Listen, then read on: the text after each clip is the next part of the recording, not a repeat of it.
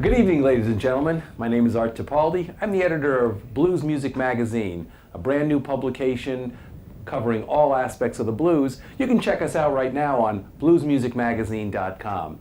And tonight we're sitting in Don Odells' studio with really the woman who is now known as Western Mass's own Mama Soul, the very cool and a beautiful vocalist, piano player, songwriter, Janet Ryan. Janet, Hi. Welcome. Welcome. Thank you. Thank you very much. Welcome. Thank you. Yes, and also with us tonight is from Janet's record label, CSP Records, out of Dallas, Texas. We have Jimmy Rogars, who's the owner, CEO, president, what do you say? Whatever you say, bottle washer. Bottle washer, Yes. jack of all trades. That's correct. And my first question to Janet is, how does a singer from Western Mass, Granby, Massachusetts. Conway, Massachusetts. Yep, which is even further up. Further up. I mean, we are up here in the woods of the Berkshires. Yep. How does Janet Ryan's voice reach Jimmy Rogars in Dallas, Texas? I mean, Funny you should ask. We love to tell this story. Yeah. Actually, I had the very good fortune about 10 or 12 years ago to work with another local musician who was doing a documentary at the time. Okay. Who was doing, he had a very nice documentary done, and I was fortunate enough to be included in the documentary, and I had one of my original songs, Tired of Talking, was about 25 seconds was featured in the documentary. And we did it. We saw it on the big screen. It was really exciting. We're in a movie, yay! Yeah. And then it kind of went away, and we didn't really think much of it. And 10 years later, I got an email, a random email. I was on vacation with my family, and the email said, "Work for hire." And I thought, do I delete this or do I open it? Yeah. And I decided that I would open it, and it ended up being Jimmy, who had heard me on the documentary, which was 25 seconds. aired in Dallas. Oh, wow. On television, on the documentary channel. So this wasn't like some random online channel he was watching. No, it was the documentary channel. He wasn't even paying attention, and you'd been looking for a singer to do some female vocals on some tracks that they owned, and as he told me, he heard your voice for about 8 seconds, and I just need to do the quote for you. Yeah. Okay. He goes, "Who's that? Who's that? Who's that?" And as Miss Connie said, I'm looking her up on the internet." Oh my God. And they found me, and they emailed me, and so what ended up happening was I said, "Yeah, sure, I'd love to do this project," and it was going to be about 5 songs, and I ended up going down to Dallas, flying down at this wonderful studio called Audio Dallas, and we ended up recording the vocals of 11 songs in 2 days. Wow. Which was pretty ambitious. Yeah. Now that I think about it. Yeah. And they liked it, and then they decided to release it as an album. Wow. And I actually went down about a month later and recorded another 7 in the swamp pop category. Okay. Because they have a lot of swamp pop artists on their label too. And you also recorded some up here in Holyoke, I think. Didn't We you? recorded some at my guitar player studio, the Tone Zone. Okay. So some of the songs that are on this album actually were the original recordings, and we kind of left them that way because we liked the solos. Yeah. Or we liked something about them. We liked the organic nature of the. Right. Word. And really, too, those are songs that you're playing with your band, Straight Up.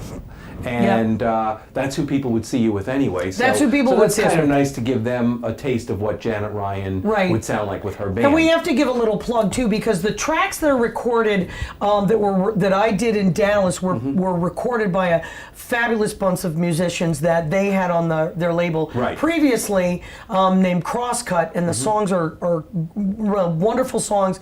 The musicianship is just incredible, and the songs were well written.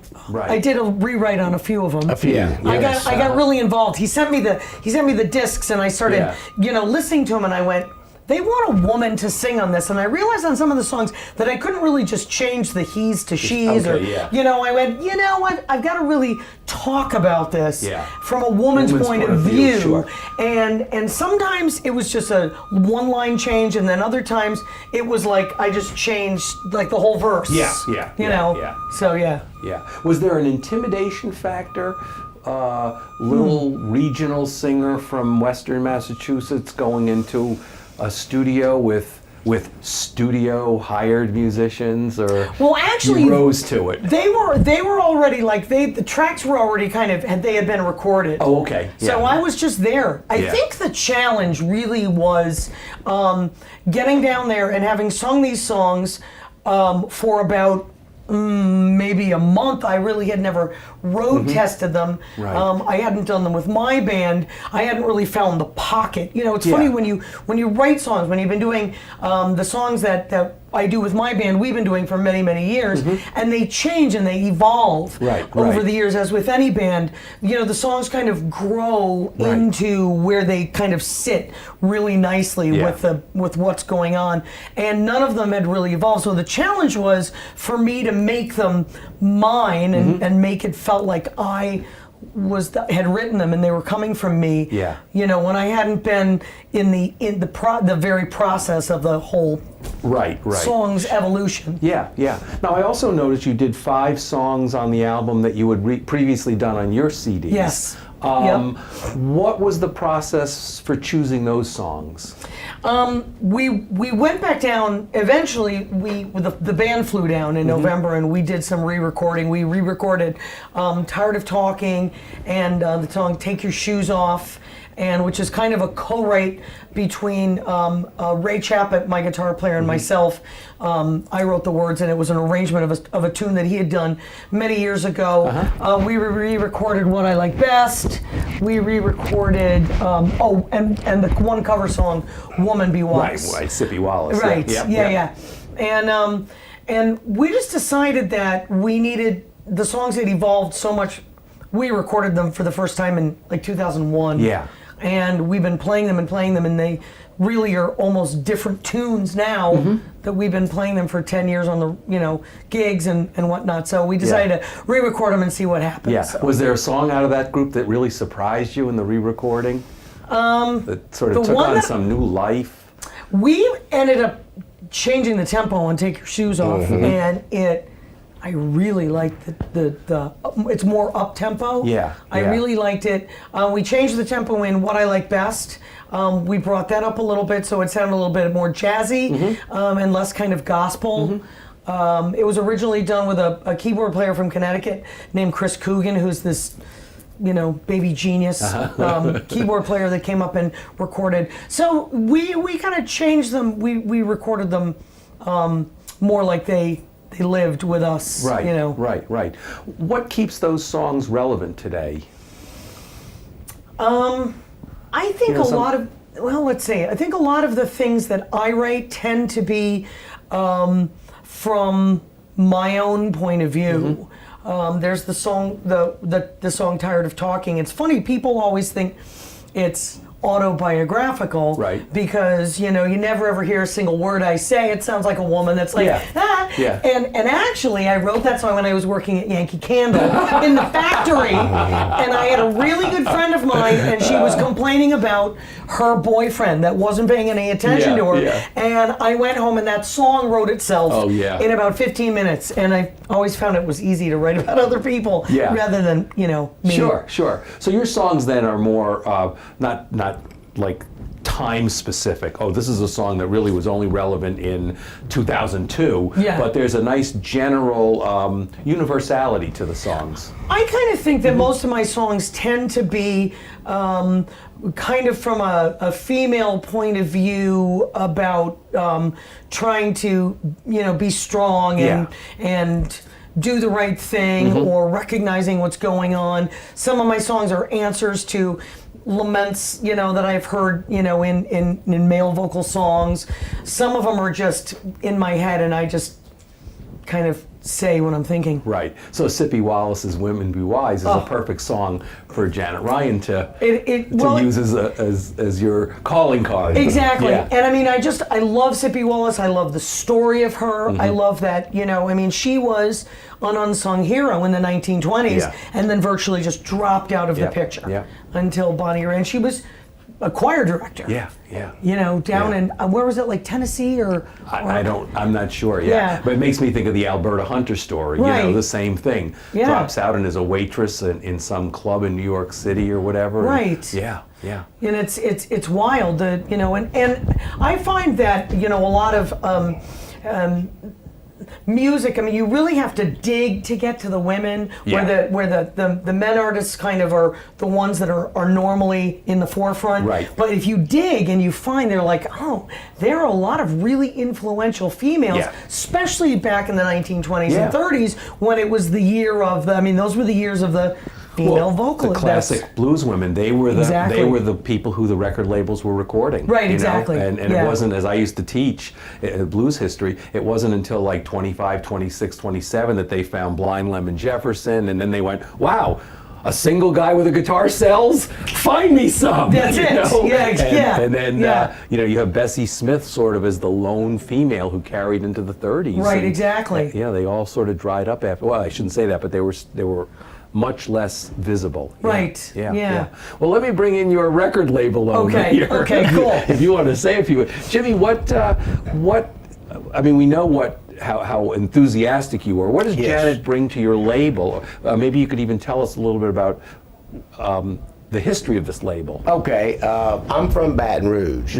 Sorry for the sweating, by the way. I've got a terrible sinus infection. But anyway, I'm from Baton Rouge. A lot of stuff in New Orleans. Fats Domino, I licensed a lot of stuff from Fats. Right. Got people like Van Broussard, who's swamp pop music, which is really 50s and 60s R&B. Okay, yeah. But it's dance music. Right.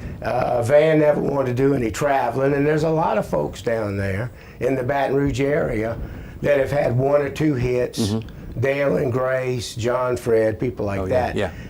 Who have, unfortunately, John Fred passed away a couple of years ago, but so I did a lot of recordings like that. Never recorded a female other than Grace Broussard, who had a hit, I'm Leaving It All Up to You, back in '63, Dale and Grace.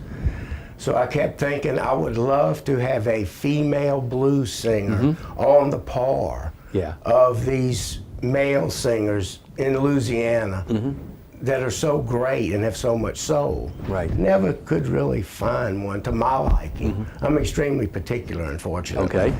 So I was looking and looking. I do a lot of film and TV placement of songs in film and TV. A couple of the crosscut tunes were really good, but Westwood Music Group, they were saying, but we need a female. Yeah. Take the male singer off. I said, but he's so great. Then no, we want a great female singer. Right. And I'm thinking, so you want a great female singer that doesn't have a recording contract, that plays but doesn't play too often. Thanks a lot for that. Right. You know, okay. Yeah, there's a job description I can fill. Right. But I did. Yeah. Like Janet said, I was watching the documentary and I heard her. It didn't really take me but about 7 seconds. About 7 seconds, and that was it. Yeah. So she fit into the label, but I wanted to take it more nationally. Right. Instead of just a regional Louisiana, Mississippi, Texas thing. Sure. And I felt like she had what it took. Yeah. So actually, even though I've been doing this for 37 years, I guess you'd say this is my first national. That's right. That's right. That's right. And here you are, you know, the overnight success that took, I don't know, that took, you know, how many hundreds of years. Yeah, we've been kicking around for a while. Yeah. You know.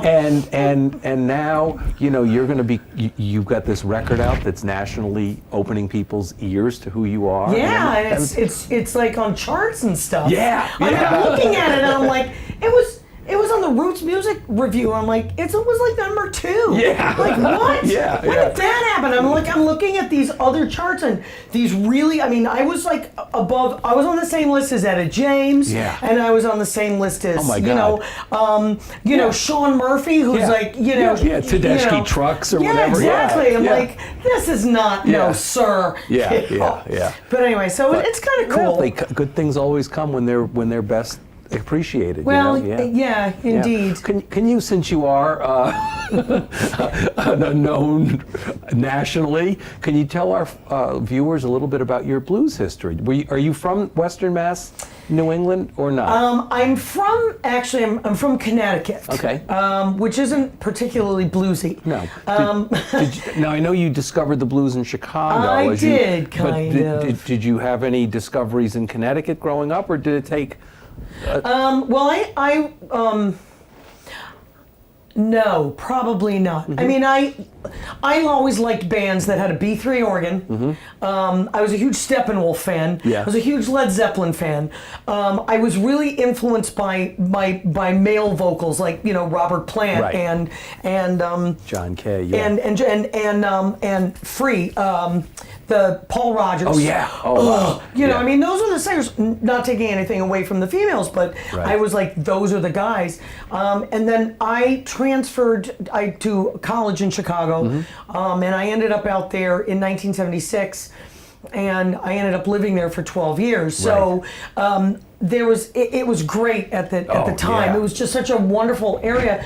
In the near north side, there was this bar called Biddy Mulligan's. I don't know how familiar you are with. And my brother, who had moved out there, was a bartender at Biddy Mulligan's. And Biddy Mulligan's, Coco Taylor was there once a month. Oh wow. Magic Slim and the Teardrops and Carrie Bell was there like every week. Yeah, wow. And on Tuesday nights, they had a 17-piece jazz band that played. Oh. And there was this other band we used to see. I belonged to a health club in Big Twist and the Mellow Fellows. Yeah. Which is a soul I know, blues. yeah, They yeah. were awesome. So it was just, you were just surrounded by it. Right. And it's kind of after going and listening, and I used to hang out at Biddy's all the time. Yeah. And these other places, and Chicago has just this lively music scene. It did back then, and I started opening my mouth, and I've always said, you don't really choose to sing the blues. It's not something that you go, Yeah. I think I'll try singing the blues today. Yeah. It really it chooses you. And I don't want to sound too cliche about that, but I would open my mouth and stuff would come out, and Yeah. there it was. Yeah, yeah. It's just, it's kind of like what ended up coming out. Right. I mean, I sang a lot of jazz too, but all of my jazz, you can hear the edges smudged Yeah. between the jazz and the blues thing. Right. So, I mean, Chicago was big, and then when I came out here, Excuse me.